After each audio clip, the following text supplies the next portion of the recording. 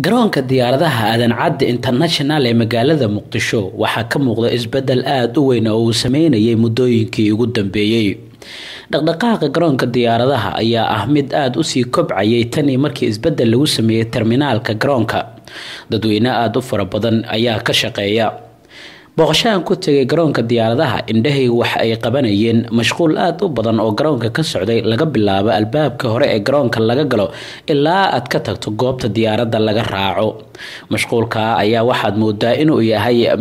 midba midka ka dambeeya sii kordhayay ama maalinba maalinta ka dambeysa maadaama dadka kasoo degaya garoonka diyaaradaha iyo dadka ka dhoofaya aad u badan yihiin waxaa loo sameeyay qaybo kala duwan oo dadka Soomaalida ay kasoo degaan iyo qayb ay kasoo degaan dadka ajaanibta ah waxaana lagu kala qoray domestic arrival iyo sidoo kale international arrivals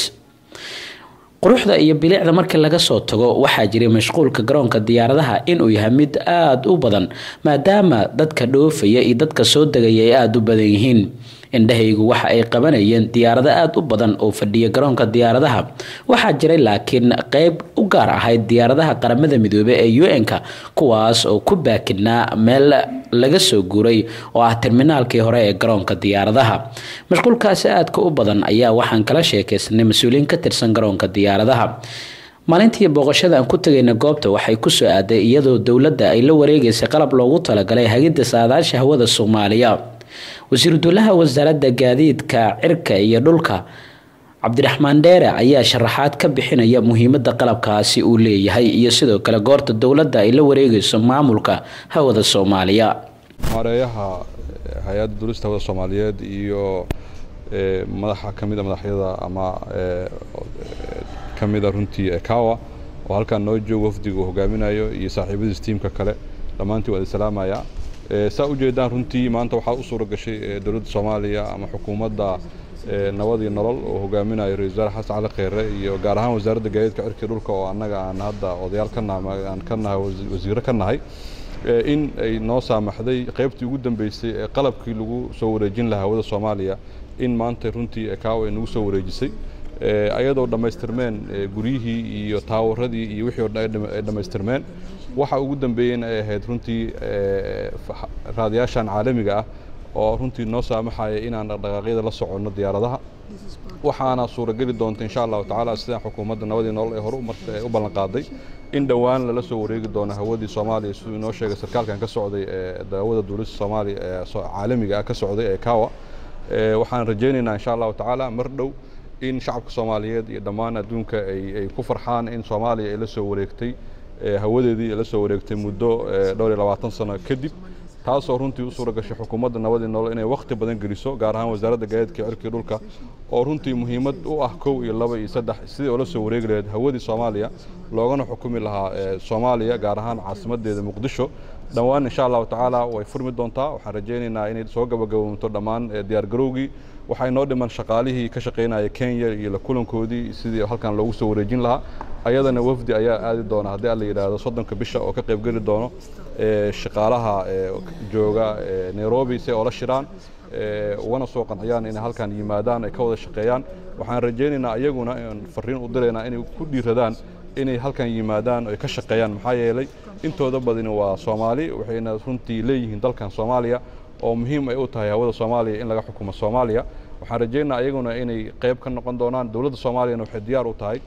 xukuumadda nabadii nolol in dhammaan wixii u baahan tahay in hawada Soomaaliya la soo wareejiyo in la sameeyo annaga qayb ahaan dawlad ahaan wixii diyaar garow ah waa naga soo dhamaaday waxa dhiman oo kaliya waxa waa in wixii soo wareegaan waxaan rajaynayaa dhaqso insha Allah inay soo wareegi doonaan oo ku faraxsanahay waxaan rajaynaynaa Kawa inay soo dejiso inta ugu dambayso ka dhiman farsamada yarta dhiman inay soo dejiso waxaan rajaynaynaa insha Allah taala inay Soomaaliya ay ku soo noqoto sideedii hore oo halkan Soomaaliya laga xukumo hawadeeda waxaan rajaynaynaa nabadii nolol Soomaaliya ha noolaato amaasantii mas'uul ka tirsan hay'adda Kawa oo ah hay'adda qaramada midoobay u qaabilsan duulista hawada ayaa dhankiisa waxa uu sheegay inay dawladda Soomaaliya ka taageereen sidii ay hawada Soomaaliya maamulkeeda dib ugu soo celin lahayd magaalada Muqdisho muddo 20 sano ka badan kadib waxa uu sharaxayaa qalabka dawladda ay ku wareejiyeen galab wanaagsan ICAO as part of the work that is doing transferring the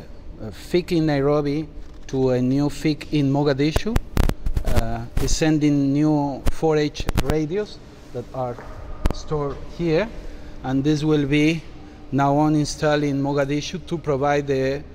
air navigation services from Mogadishu very soon when the FIC transition is completed. waxaan ka mid ahay sarkaal ka tirsan hay'adda duulista caalamiga ee KEO